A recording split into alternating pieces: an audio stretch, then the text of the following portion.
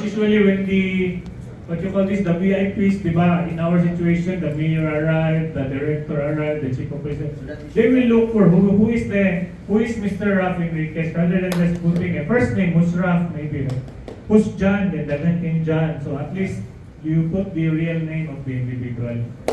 Okay? So, sum up. Propsman.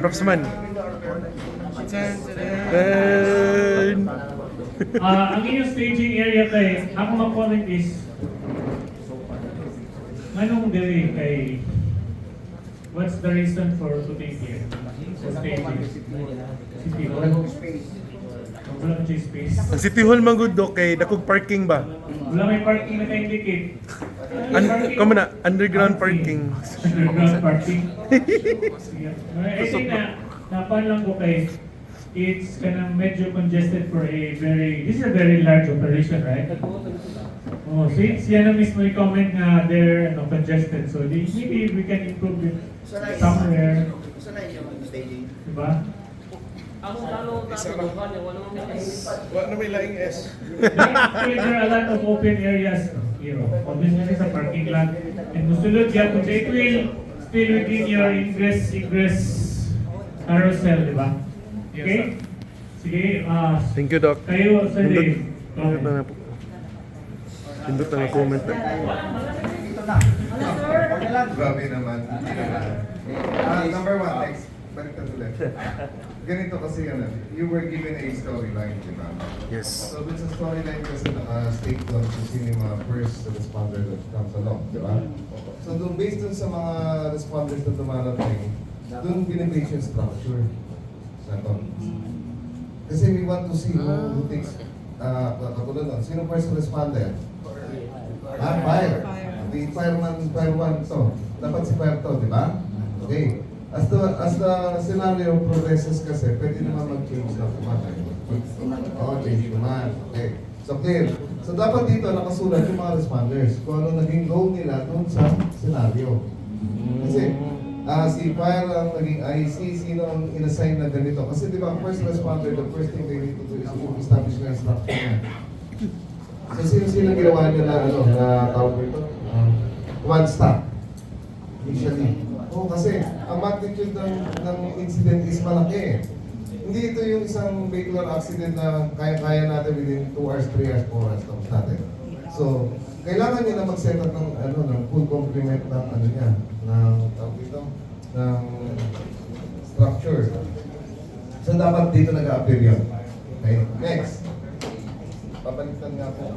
In picking a location for the ICP, ano number one that you need to consider? Incident conflict, Ha? Within 100 meters. Safety, tama.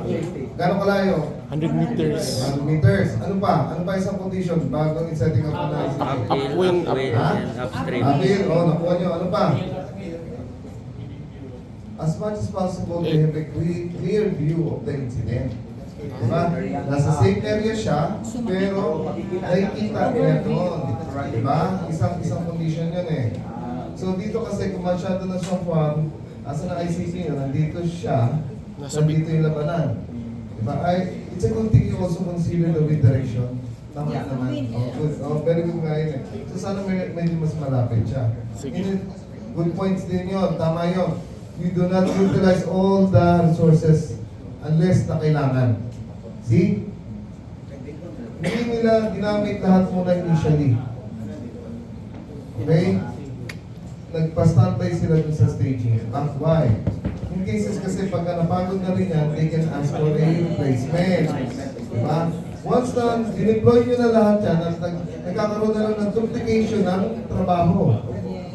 So we also need to consider that human resources is a very scarce resources during a mass casualty.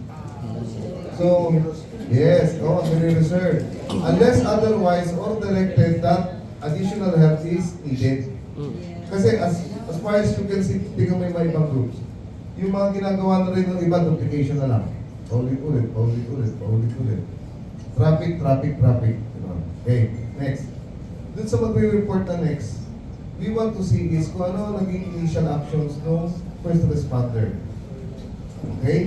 What do I mean by that? First responder is police. Ano ba? Fire? Fire. Ano ginawa ni Fire? Fire Di suppression. ba kagad tinuro sa inyo? Action command. Oh.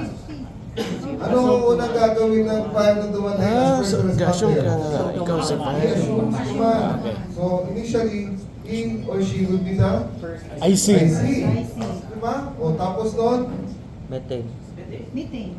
Nag-assessment siya, ginamit niya yung meeting. Okay, nag-relay siya, humingi na siya ng tulong sa EOC. Okay na. Tapos sa meeting, ano? Situational assessment. Ano yung ano? ASEAN eh. Establish perimeter. Very good. Ito na yun. Ang distance between, ano ang distance between perimeters? Ano? 50 from impact site. 52 to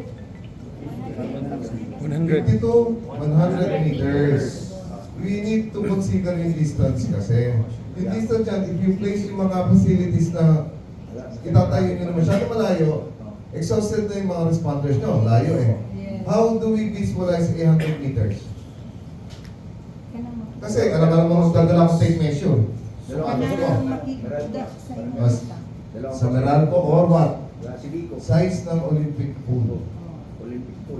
Yun ang isang 100 meters para lang ma-visualize nyo ang distance from here to there. Estimation. Layo na eh. Okay? So far naman, Napakalayo. yan, okay naman. Olympic fever pa.